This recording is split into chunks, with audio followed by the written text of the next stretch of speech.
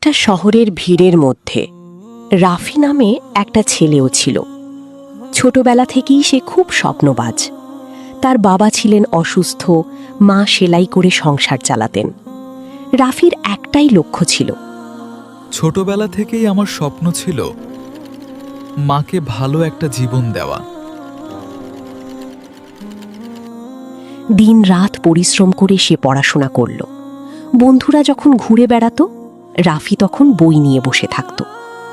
শেষমেশ তার কষ্ট ফল দিল, সে একটা ভালো চাকরি পেল। আল্লাহ আমার পরিশ্রমের ফল দিলেন।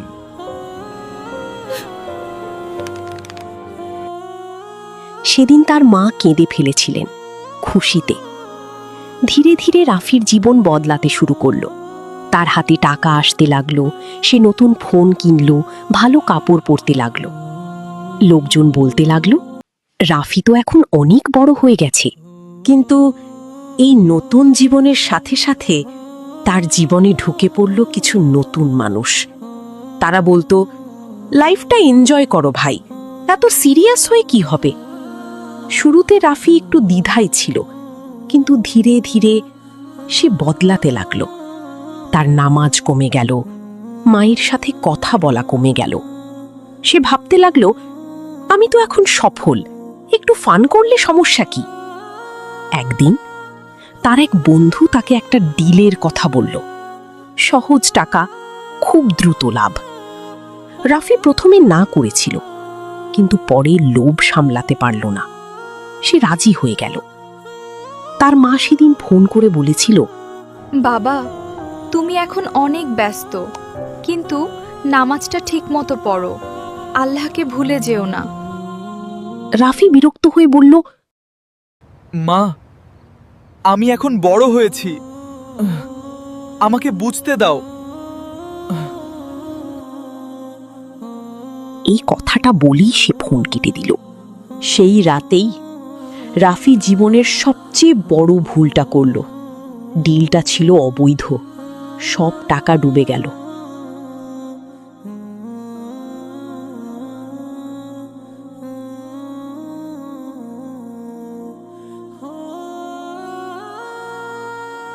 পরদিন তার কোম্পানি সব জানতে পারল, তার চাকরি চলে গেল। একদিনের মধ্যে টাকা নেই, চাকরি নেই, সম্মান নেই।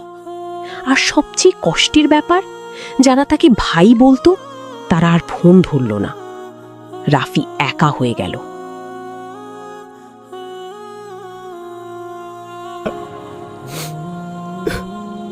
আমি পুরোপুরি একা হয়ে গেলাম।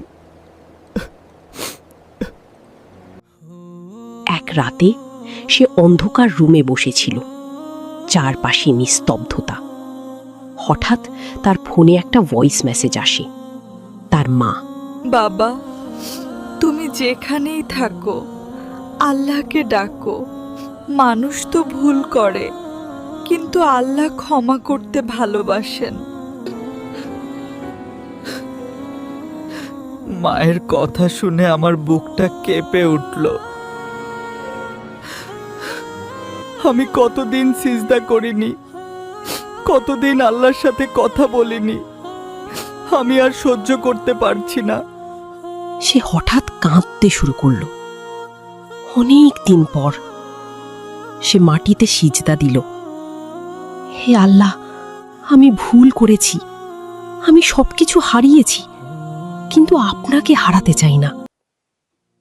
সেদিন তার কান্না ছিল অন্যরকম, অনুতাপের, সত্যিকারের ফিরে আসার। পরদিন সকালে রাফি নতুন একটা সিদ্ধান্ত নিল, সে আবার শুরু করবে, কিন্তু এবার হালাল পথে, আল্লাহকে সাথে নিয়ে।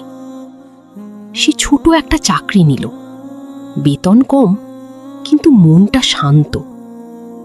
ধীরে ধীরে সে নামাজ ঠিক করল,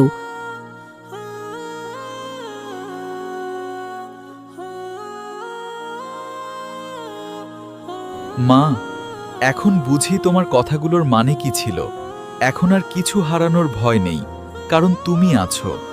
মায়ের সাথে আবার সময় কাটাতে লাগলাম।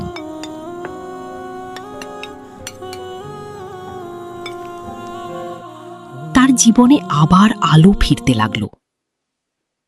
কয়েক মাস পরে সে আগের থেকেও ভালো একটা জায়গায় পৌঁছালো, কিন্তু এবার সে আগের মতো না।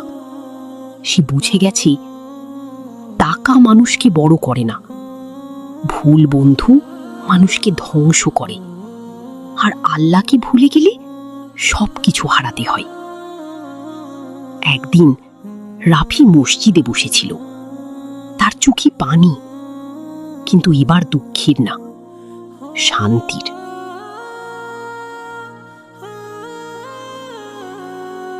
সে আস্তে করে বলল, হে আল্লাহ, আমাকে তুমি তোমার পথে স্থির রাখো, আমি তোমার কাছেই শান্তি খুঁজে পাই।